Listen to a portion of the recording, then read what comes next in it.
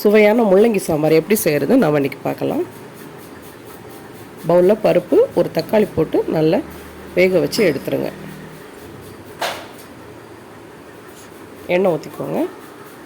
ஒரு ஸ்பூன் கடுகு, ஒரு ஸ்பூன் சீரகம் போட்டுக்கோங்க.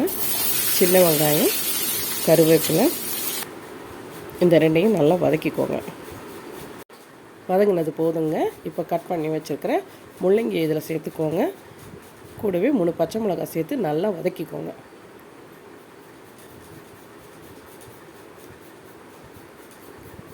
காய் நல்லா வதங்கிடுச்சு பாருங்கள். இப்போ கொஞ்சமாக தண்ணி சேர்த்து மூடி வச்சுருங்க, காய் வேகட்டும்.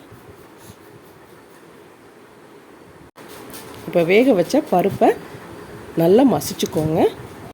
வேக வச்ச பருப்போடு தேவையான அளவு சாம்பார் தூள், உப்பு, புளி சேர்த்துக்கோங்க.